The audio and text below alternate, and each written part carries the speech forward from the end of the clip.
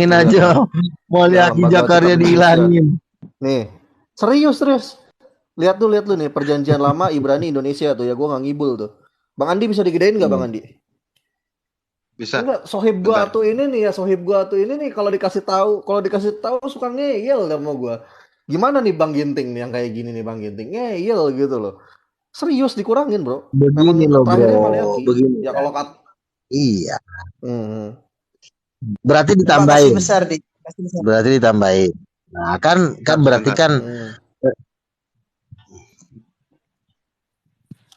simple itu menjawab itu, gampang itu. Kok simple? Kok kamu sendiri yang dibesarin deh? Bentar. Tuh bro, terakhirnya kita tawarin tuh bro, sama gua tawarin tuh. Ngadapin masalah kayak gitu aja lo nggak mampu sih. Enggak, ini gua mau ngadapin nanya. Masalah gitu. Kayak gini aja. Ini kita ibarat kata cuma dikerjain. Gini loh, tuh. Yang ngerjain lo ini belum Lucifer, belum bosnya, tapi babu dari babunya Lucifer. Lucifer punya babunya, ini permainan babunya Lucifer ini. Masa lo nggak bisa? Berarti yang ada di lembaga namanya kan Lucifer itu kan bapak segala dusta. Ya berarti yang ada di lembaga ini. Jangan salah, babunya Lucifer itu. Babunya Lucifer itu juga banyak organisasi, jutaan, bukan cuma satu. Mantap. Lucifer kan bikin organisasi di organisasi di. Iya dong. Lucifer juga jangan lu kira Lucifer nggak punya organisasi percetakan Alkitab. Punya 200 percetakan dia punya. Saksi Yehova buktinya dicetak sama mereka tuh. Bikin kitab sendiri. Katolik beda lagi kitabnya. Lucifer itu punya jutaan percetakannya sendiri di kerajaannya untuk ngacak-ngacak Alkitab. Nih gue cuma buktiin ya, gue nggak ngada-ngada tuh. Terakhirnya ini ya, Tawarik tuh. Kronika kan Tawarik kan? Tuh. Dikerjain. Ada lagi tuh ya. Tuh. Dikerjain berarti bro gue ya bro. Ya dikerjain lah. Masa lo nggak ngadepin, kan gue udah bilang. Ini belum Lucifer langsung yang main ini. Ini baru pembantu aja lo jodoh pusing lo, apalagi lawan bosnya. Tapi gini bro, dari LAI yang satu lagi nyampainya ke Maleaki bro. Jadi yang salah yang mana bro? Tuh, kalau ini Maleaki nih, ini juga sama dari LAI tuh. Oh, terakhirnya Maleaki. Nah, berarti Lucifer juga mau bermain di lembaga Alkitab Indonesia, tapi nggak berhasil. Ya. Berarti yang salah yang mana bro? Yang biru ini apa yang hitam? Apa yang ini yang salah? Pokoknya yang benar yang gue pegang di tangan gue ini yang ada Maleakinya itu yang benar. Ini ada nih. Ini yang biru ada Maleakinya nih, yang biru nih. Tuh, terakhirnya Maleaki. Nih, ini yang biru nih. Berarti ini yang benar. Oke, berarti ini salah ya yang hitam ya? Yang ini salah. Iyalah. Oke. Iya. Pokoknya yang terakhirnya Tawarik itu yang salah. Salah. Oke. Iya. Kayak lu tahu si Lucy aja bapak si pendusta. Bapak pendusta. Lu tahu kan bapak segala dusta? Iya. Kalau udah dibilang bapak segala dusta, berarti dialah pendusta nomor 1 di alam semesta. Nah, Bang Ginting mau komen gak Bang Ginting terkait kejadian baru mau belajar. Bang Ginting mau komen gak Bang?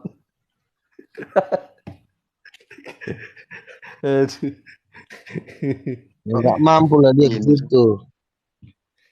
Aduh. Gimana Bang Luga? Gimana? Makanya kan gue udah bilang, kalau hikmatmu masih di bawah rata-rata, nggak usah debat, jadi tukang cilok dah, kasihan. Jadi gini bro, saran gue nih bro Luga, lu nerbitin Alkitab dah, biar bener gitu loh maksudnya. Nanti gue beli Alkitabnya nggak apa-apa. Makanya kan begini. Nah ini pertanyaan bagus nih, ini pertanyaan bagus. Kenapa disebut firman itu di manusia? Karena kalau firman itu bisa diacak-acak, bisa dicetak, bisa ditambahin, bisa dikurangin. Kan Yesus pernah bilang tuh, terkutuklah orang yang menambahkan dan mengurangi dikutuk, nambahin pun dikutuk. Nah karena Tuhan udah tahu bahwa si Lucifer ini memang penyesat nomor 1 di dunia, Itu kan Roh Kudus. Makanya ada dalam kitab Taurat bahwa aku akan menulis firman itu di dalam loh hati mereka. Kenapa bisa ditulis di loh hati? Itu adalah untuk menghindari yang kayak begini-begini nih. Biasanya orang-orang dokter-dokter teologi demen belajar-belajar ginian. Nah, kalau gua kan sudah di atasnya dokter nih. Ibarat kata tuh gua udah ngambil S40. Mereka baru S3. Iya. Jadi kelas gua tuh Datengin makanya Tuhan memberikan firman itu secara roh. Secara roh diberikan, makanya perlu penuh Roh Kudus. Kalau kita penuh Roh Kudus, Reski, Roh Kudus tuh ngasih tahu ini kerjanya si lontong nih. Kata Roh Kudus. Masa sih Roh Kudus, masa si lontong bermain di situ? Kan gue kan tahu si bedul, kan gue yang ngelempar si bedul itu dari langit. Si Lucifer anak naga itu. Dia tuh ditambahin di sini, ada dikurangin di sini. Itu kitab Tobit itu kitabnya muncungnya si Lucifer itu, bukan kitab gua itu, kata Roh Kudus. Oh gitu ya. Makanya ada ayat di dalam Alkitab, Roh Kudus, Roh kebenaran akan menuntun kamu kepada seluruh kebenaran, yaitu kebenaran dan penghakiman. Jadi Roh Kudus yang ada di dalam diri kita itulah sebagai penjamin. Makanya kita perlu berdoa meminta terus kepada Roh Kudus supaya kita tahu, Tuhan, di sini ada nggak permainannya si Lucifer? Ada, kata Tuhan. Coba lo periksa kitab itu. Itu 5 ayat ditambahin sama si tukang sayur itu, kata Roh Kudus. Ya kita kan mana tahu mana yang ditambahin, mana yang dikurangin. Kita juga tahu, bro. Baru mau mempelajari. Nah makanya Roh Kudus itu yang ngasih tahu. Kalau gue dikasih tahu, ini ucok ini kerjanya anak setan ini. Bahkan gue diberikan penglihatan pada waktu seseorang ngomong, yang keluar dari mulutnya bukan nafas, tapi ular. Pada waktu gue ngelihat ular keluar dari mulut seseorang, Roh Kudus ngomong sama gue, nih ini anak pembohong nih, ini penyesat nih. Tukang ibul lah. Jadi gue dikasih tahu sama Roh Kudus. Nah, dikasih tahu, kita nggak bisa ngeliat. Ada yang keluar dari mulutnya naga, ada yang keluar dari mulutnya monyet. Kita ngeliat, makanya kita tahu. Pemain si lantai. Nah, gue mau nanya, monyetnya mirip nggak tuh sama Saifuddin Ibrahim tuh? Nggak boleh gitu, jangan. Oh nggak boleh, jangan ngomong orang. Iya. Siap. Belum aja. Tenang kok, gue demen bener. Sohib gue nih paling keren emang lu bener. Mantap nih hikmatnya. Lanjut bro. Gue dengerin lagi bro. Makanya kan gue bilang, itulah ayat yang dikatakan bahwa Roh Kudus adalah jaminan. Kalau kitab suci, Alkitab, orang bisa nambahin, orang nggak merubah, orang bisa merevisi. Kayak kemarin direvisi lagi di lembaga Alkitab. Dalam arti ini orang mau aja dikerjain si siapa tuh? Coba lu komentar sama si Menahem Alistali. Tentang revisi Alkitab, coba lu komentar dikit ya. Gue belum pernah denger komentar lu tentang revisi Alkitab, bro. Kalau gua diwawancarain oleh Lembaga Alkitab Indonesia, Pak Luga, ini kita harus revisi ini. Apa yang perlu direvisi? Karena ayat ini pun sudah mendatangkan Roh Kudus dan mujizat-mujizat. Nggak perlu direvisi. Tapi kan tekanan dari si Menahem Ali, si Yakub Silistio, datang lagi si Aldo Tulung Marulung. Gue nggak dihitung, nah, ikutan lo bro. Ya lo kan ikutin si Aldo Tulung Marulung, Aldo Tulung Aldo, dan pasukannya dan kawan-kawannya. Merevisi. Datanglah si Anwar Chen, udah ketakutan. Udah kencing celana si Anwar Chen, akhirnya ikut-ikutan lah. Bro, berarti gue termasuk juga dong. Iya, gitu. Maksudnya kan lo kan berada di demo-demo untuk merubah Alkitab itu kan jiper lah mereka, karena mereka kan guru-guru yang tidak berkonsultasi dengan Nabi. Nah, karena mereka kan sudah lembaga, jadi otomatis kan mereka tidak melibatkan Nabi. Karena mereka tidak melibatkan Nabi, akhirnya mereka mempermalukan dirinya. Kalau gue mau udah punya Alkitab, lu dia mau risi 12 juta kali juga urusannya dia. Yang penting kan Alkitab gue udah ada di tangan gue. Nah ini gue jadi mau nanya nih bro, gue mau nanya nih satu kali lagi nih soal ini nih. Ini gue punya dua Alkitab nih bro, bahasa Inggris sama bahasa Indonesia ya. Nah gue lihat nih Markus 16 ayat 8-nya bro. Kalau di terjemahan bahasa Inggris cuma satu paragraf bro. Kalau di terjemahan bahasa Indonesia nih dua paragraf panjang bener nih bro. Jadi yang salah yang mana bro? Gue mau nanya. Nggak masalah, asal yang dibahas masih Yesus sebagai Tuhan dan Yesus mati di salib dan bangkit, itu aja intinya. Lah, Mau kata lu diperpanjang tadi dikit, katanya enggak. asal Kata lu tidak tadi bertentangan. Enggak, tadi kata lu katanya nggak boleh Alkitab ditambahkan dikurangi bro. Gini loh, kan misalnya kan Gimana? orang kan pada waktu menerjemahkan kan mengartikan bahasa yang lebih tepat kadang-kadang. Misalnya Yesus die on the cross misalnya. Terus diterjemahkan Yesus itu mati dengan kondisi yang sangat begini, kan ditambahkan, kan bisa jadi satu paragraf. Tapi kan esensinya tidak lari. Kalau hanya memperpanjang, mengimprov sedikit, asal tidak lari dari, misalnya intinya adalah Yesus mati dan bangkit, tinggal lu terjemahkan aja. Tapi pas lo menerjemahkan jadi dua ayat, yang tadinya satu ayat jadi dua ayat, itu nggak masalah. Iya. Asal kecuali dibilang begini, Yesus tidak mati, walaupun lo nggak, penambahannya tidak bertambah, tapi lo sudah berubah artinya, itu yang bahaya. Kalau cuma mengimprov sedikit itu nggak masalah. Nah, orang LA ini ketakutan. Jangan kebanyakan bro. Kalau kebanyakan nanti lupa yang lain nih. Gue mau penegasan dulu, berarti Alkitab mau ditambahin ayatnya dari tadinya 1 jadi 2 atau 3 paragraf juga boleh ya gitu. Yang penting nggak bertentangan. Pokoknya Yesus Tuhan disalib aja. Bukan jadi gitu ya, 3 paragraf dong. Kalau 3 paragraf kan artinya kan kalau 3 paragraf kan sudah kebanyakan, kan cuma menerjemahkan. Kalau menerjemahkan itu apa aja kan harusnya lo menampilkan. Yang ditambahkan, yang di situ ditambahkan. Kalau misalnya intinya adalah Yesus disalib, lalu yang ditambahkan apa?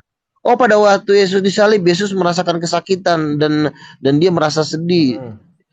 Itu menurut gue nggak, kalau hanya sebatas itu nggak masalah. Iya kan? Nah, kalau contoh gini bro. Tapi kalau di Yesus ternyata nggak disalib, lu rubah artinya, itu masalah. Sama kayak lu berkhotbah, satu ayat bisa lu khotbahin jadi 100 kalimat. Satu ayat aja gue improv jadi 100 kalimat bisa, misalnya. Satu ayat Yesus disalib, gue bisa gue improv nih jadi 2 buku. Oh, nggak apa-apa berarti improv intinya. Tapi asalkan tetap temanya. Mana?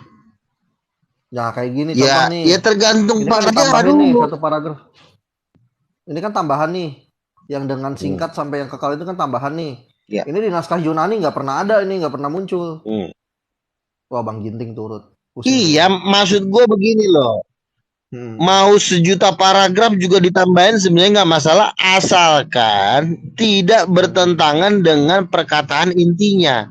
Contoh, Yesus tidak disalib, lu improv 12 juta kalimat Yesus disalib, nggak masalah, asalkan jangan lu rubah Yesus disalib menjadi Yesus disalib. Itu udah bahaya itu. Siap. Paham gue sekarang. Namanya penulis. Berarti iya, bisa saja. Jadi yang mereka tambahkan itu sebenarnya ya sekarang kan begini, artinya kan Alkitab itu, makanya kan kita perlu ada Roh Kudus menuntun. Kalau nggak ada Roh Kudus menuntun itu bahaya. Makanya gue ngomong kayak gini. Makanya banyak doktrin yang menolak Roh Kudus. Ujung-ujungnya Roh Kudus. Selagi Yesus masih Tuhan, selagi Yesus masih Tuhan, ya berarti benar. Tapi kalau udah berubah Yesus jadi nabi, ya itu udah nggak benar.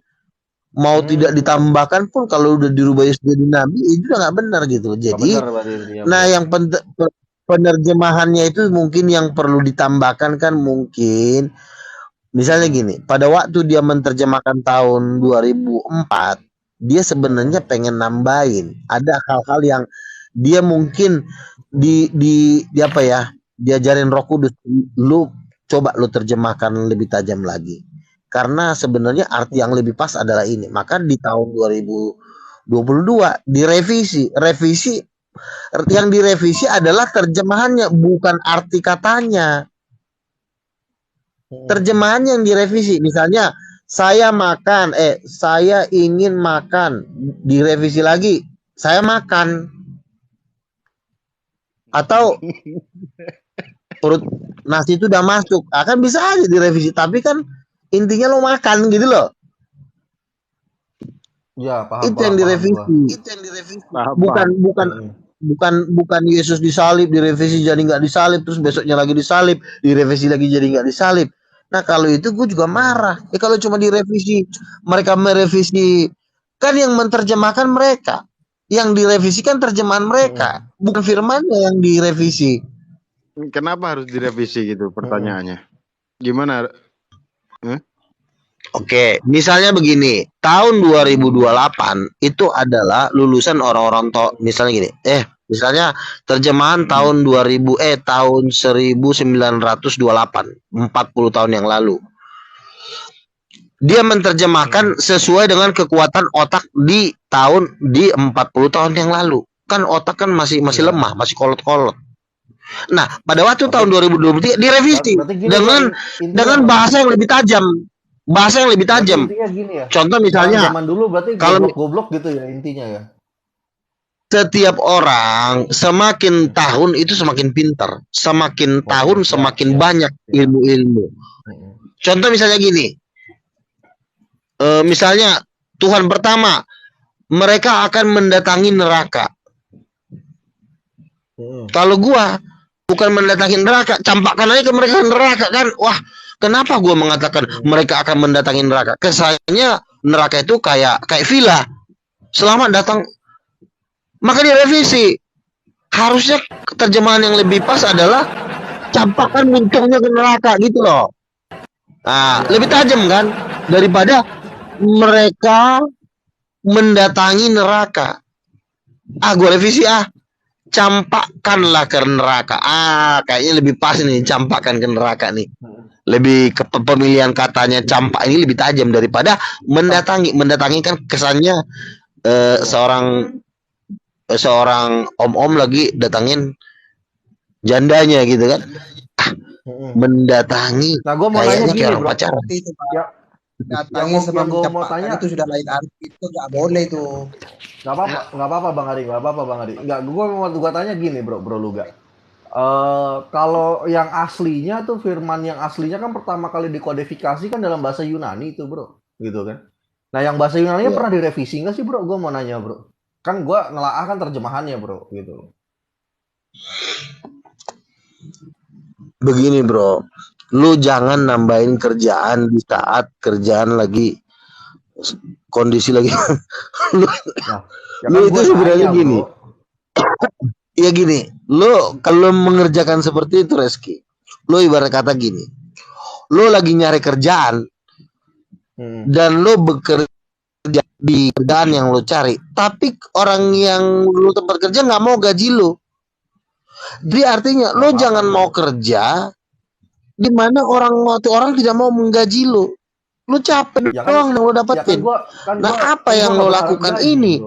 Lo cuma nambahin kerjaan buat lo sendiri. Artinya kan lo mengharapkan hikmat, mengharapkan kebenaran, tapi yang lo dapatin sebenarnya yang lo lakukan itu sia-sia. Capek lo. Lu mending pilih gaya gua. Meditasi. Ini Alkitab nih. Nah, makanya ini semuanya sebenarnya tergantung nasib sebenarnya. Kalau nasib lu udah nggak punya Roh Kudus, ya udah. Lu hanya menantikan lu pertolongan. Karena kondisi lu sekarang sebenarnya lu kondisi di lumpur. Lu mau berlari secepat mau melepaskan diri nggak bisa, harus ada orang yang narik lu. Nah, gue di sini mau menarik lu dari lumpur. Cara mengerti Alkitab itu sebenarnya cuma satu. Gue kasih tahu caranya.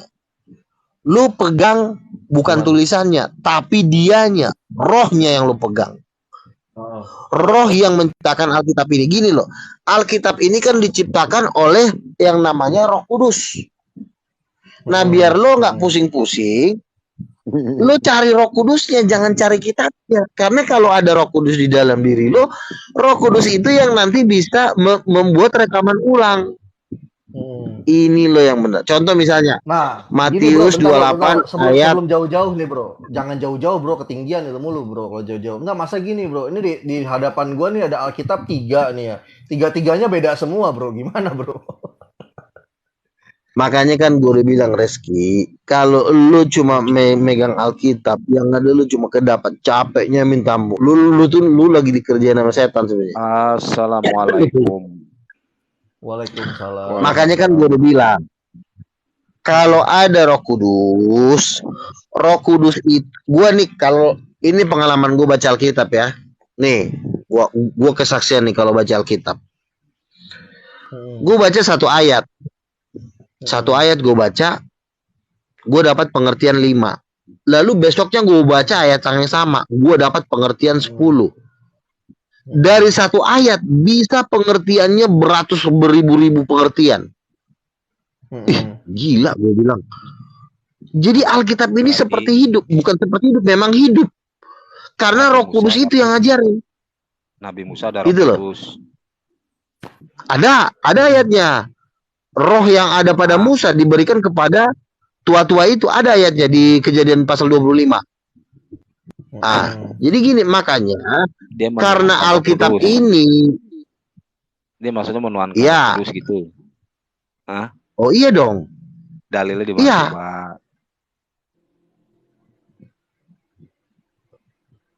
Dalilnya memang tidak dikatakan Musa menuhankan Yesus sama menuhankan Roh Kudus. Enggak begitu cara berdebat. Cara begitu enggak begitu cara. Bukan begitu caranya, cara bermain biar lu gua ajarin. Kalau lu cara bermain begitu ya sorry. Lu enggak akan pernah lolos dari hukuman lautan api. Sebentar. Bentar, satu lagi nih, Bro. Satu lagi nih, Bro. Ini gua lihat di Alkitab yang cetakan tahun 1629 bro, namanya terjemahan Ruil. Ini karyanya LAI pertama kali waktu dulu masih namanya Batavia, Lembaga Batavia Indonesia.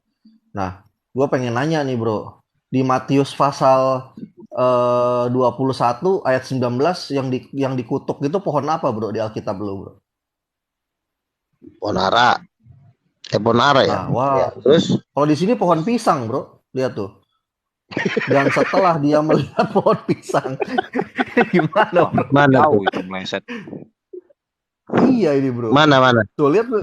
Ini gua nggak ada tuh. Tahun berapa tuh? Pisang. Tahun ini berapa? Tahun 1629 bro.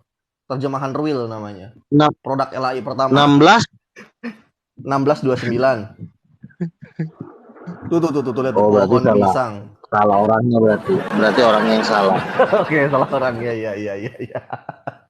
Enggak, gue mau simpel nanya aja kan. Kalau yang dikutuk pohon pisang, sejak kapan zaman Yesus ada pohon pisang di Israel gitu loh, bro? Gue mau nanyanya. Iya.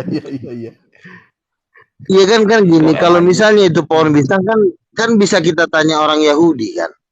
Apakah benar misalnya? Nah kan sebenarnya masalah kayak gitu tuh bukan masalah terlalu kecil kayak gitu. Jadi makanya kan gue udah bilang, lu kalau ingin tahu Alkitab, lu harus minta rohnya dulu, karena sumber dari Alkitab ini adalah Roh Kudus. Nah, satu lagi nih bro, satu lagi nih bro nih. Ini di Ayub 40:15 nih bro. Perhatikan kudanil yang telah kubuat seperti juga engkau, ia makan rumput seperti lembu. Perhatikan tenaga di pinggangnya, kekuatan pada urat perutnya. Nah, gue bingung, kudanil sejak kapan kelihatan urat perutnya, bro? Sama satu lagi, meregang ekornya seperti pohon aras. Setahu gue teringgiling dah yang kayak pohon aras ininya, ekornya bukan kudanil. Ya itu kan dugaan lu, gimana sih? Tar. Gue keluarin fotonya. Setahu gue. Emang lu punya kudanil? Ya kan nggak harus punya kudanil, kita bisa lihat gambarnya bro. Oh jadi sampai urat-uratnya lo perikain gitu loh. Waduh. Nih. Urat. Nih kudanil. Nah hal-hal yang kayak gini lah kadang-kadang kan gue udah bilang kan. Gimana lo mau bisa merubah bangsa ini kalau hal-hal seperti itu aja belum bisa lo atasin. Yang perlu lo gini bro. Tenang, lu kan Luga, mengoreksi tenang. Jangan panik gitu Bang Luga, tenang. Sabar bro. Gini kan. Dengerin dulu, Pak. Lu Iya, menghabiskan jadi waktu nabi sabar Bang keluar Luga. lagi. sebentar gini. Lu kan menghabiskan waktu puluhan tahun untuk mengoreksi teks-teks Alkitab. Kenapa enggak lu baca satu ayat dalam tempo 5 menit, lu taatin ayat itu. Contoh misalnya Coba. di dalam ayat Alkitab kan dibilang mintalah Roh Kudus. Lu mentaatin itu cuma butuh 10 menit daripada lu menghabiskan waktu 10 tahun untuk mengoreksi ayat-ayat ini, padahal yang tertulis di situ satu pun nggak ada yang lu lakukan. Contoh disuruh penuh Roh Kudus, lu nggak mau ngelakukan. Jadi bagaimanapun lu bisa mengerti. Gini, gue minta hikmat dari lu lah. Gue minta lu jelasin ini nih. Perhatikan Kudanil yang telah kubuat seperti juga engkau, ia makan rumput seperti lembu. Perhatikanlah tenaga di pinggang, kekuatannya dan urat perutnya. Nah, suruh perhatikan berarti kelihatan urat perutnya, bro. Ia meregangkan ekornya seperti pohon aras, otot-otot pahanya berjalin-jalinan. Setahu gue buntet, bro, yang namanya Kudanil, bro. Gak ada otot pahanya tuh, bro. Kayaknya nggak perlu ada yang diketawain deh di situ deh. Nggak, maksudnya tenang. Bukan tenang, maksudnya tenang. Sabar Bang Luga, sabar. Iya, makanya gue nanya. Kayaknya enggak, apalagi yang ditanyain gini, bro Luga ya, ditanyain juga. Gue mau tanya, sejak kapan ekornya Kudanil ini bentuknya kayak pohon aras, sedangkan pohon aras tuh kayak gini modelnya nih, Tar nih. Gue bingung juga, setahu gue terenggiling yang kayak pohon aras itu ekornya. Kalau hewan ya gitu loh. Tuh, ini pohon aras nih, bro. Aras Lebanon. Tuh. Mana ada ekornya Kudanil kayak gini, bro? Gimana sih, bro? mungkin makna lain kali ya. Maksudnya jangan kita maksudnya gini loh ya. Artinya hal-hal seperti itu kan artinya nggak terlalu esensi sekali gitu loh. Jadi maksud gua, tapi setelah coba gua cek, lo bro, misalnya, ini setelah gua cek nih, bro. Iya, maksudnya begini aja lah dulu. Oh, kan lo kan itu kan sampai sudah tetek bengeknya kan lo urus. Kenapa hal-hal yang inti dari begini lah dulu.